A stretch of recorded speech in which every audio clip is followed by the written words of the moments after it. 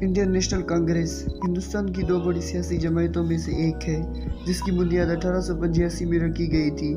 اس نے برطانوی راج سے ملک کی آزادی کی جدوجہد میں ایک اہم کردار ادا کیا اور اس کے بعد ہندوستان سیاست میں ایک غالب قوت رہی جو سماجی حقوق کی وکالت کرتی ہے، انصاف، سیکولرزم اور معاشی ترقی۔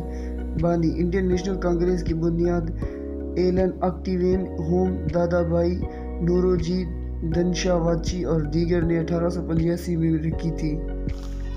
ابتدائی طور پر اس نے تعلیم یافتہ ہندوستانیوں کے لیے برطانوی نوآبادیاتی حکومت کے سامنے اپنے تحفظات کا اظہار کرنے کے لیے ایک پلیٹ فارم کے طور پر کام کیا۔ آزادی کی تحریک میں کردار۔ وقت گزرنے کے ساتھ ساتھ کانگریس ہندوستانی تحریک آزادی کے اہم رہنما بن گئی، جس میں مہاتما گاندھی، جواہر لال نہرو، سردار ولبھ بھائی پٹیل اور دیگر جیسے قائدین نے عوام کو انگریزوں کے خلاف متحرک کرنے میں ایک اہم کردار ادا کیا۔ گاندھی کا اثر۔ مہاتما گاندھی کی عدم تشدد مزاحمت کا فلسفہ یا ستیہ گرہ آزادی کے حصول کے لیے کانگریس کے نقطہ نظر کا مرکز بن گیا۔ مختلف تحریکوں جیسے سالٹ مارچ اور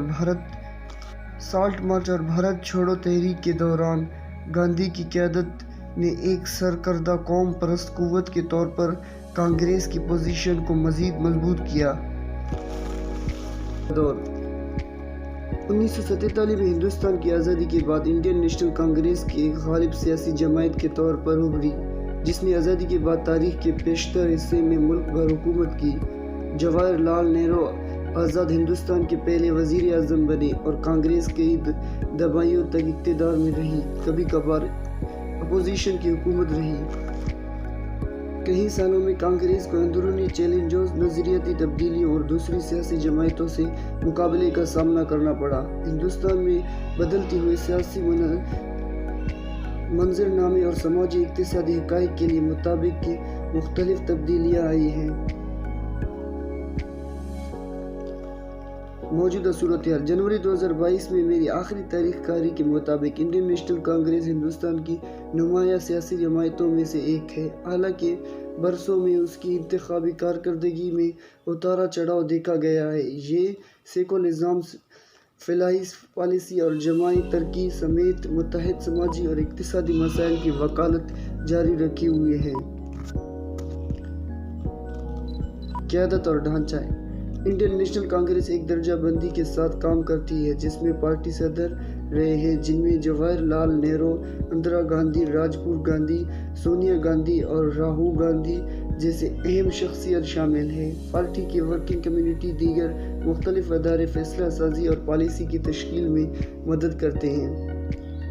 نظریاتی موقع۔ انڈین نیشنل کانگریس نے تاریخی طور پر سیکولرزم، تکثیریت اور سوشلزم کا وکالت کی ہے۔ اس نے سماجی انصاف، اقتصادی ترقی اور جامع ترقی کی اہمیت پر زور دیا ہے۔ تاہم پارٹی کا نظریاتی موقع وقت کے ساتھ ساتھ تبدیل ہوا، جو بدلتی ہوئی سیاسی حرکیات اور سماجی ضروریات کی عکاسی کرتا ہے۔ انتخابی کارکردگی۔ کانگریس پارٹی کے ہندوستانی سیاست میں غلبہ اور زوال دونوں ادوار رہے ہیں۔ اس نے قومی اور ریاستی سطح پر متعدد انتخابات جیت کر پورے ہندوستان میں مختلف ریاستوں میں حکومتیں بنائیں۔ تاہم اس نے علاقائی جماعتوں اور نظریاتی حریفوں کے چیلنج کا بھی سامنا کرنا پڑا، جس کی وجہ سے بعض علاقوں میں انتخابی دھچکا لگا ہے۔ اتحادی سیاست۔ حالیہ برسوں میں ہندوستان میں اتحادی ریاست تیزی سے رائج ہو گئی ہے، جس میں کوئی ایک پارٹی بہت سے انتخاب اور واضح اکثریت حاصل کرنے میں کامیاب نہیں ہو سکی۔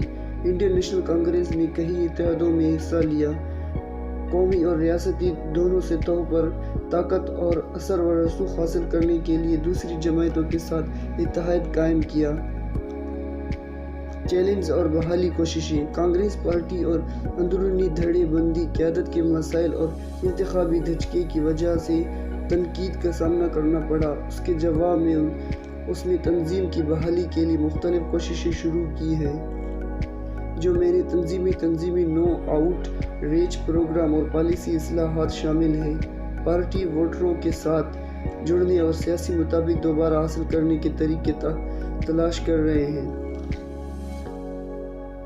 عالمی موجودگی: انڈین نیشنل کانگریس مختلف بین الاقوامی سیاسی تنظیموں اور جماعتوں کے ساتھ تعلقات برقرار رکھتے ہیں۔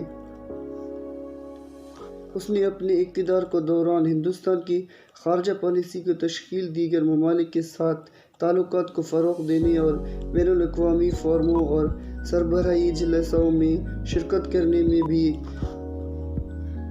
کردار ادا کیا ہے۔ مجموعی طور پر انڈین نیشنل کانگریس ہندوستانی سیاست میں ایک اہم قوت بنی ہے جو ملک کے سیاسی مناظر نامے اور پالیسی کی سمت اور مسلسل تشکیل دیتی ہے۔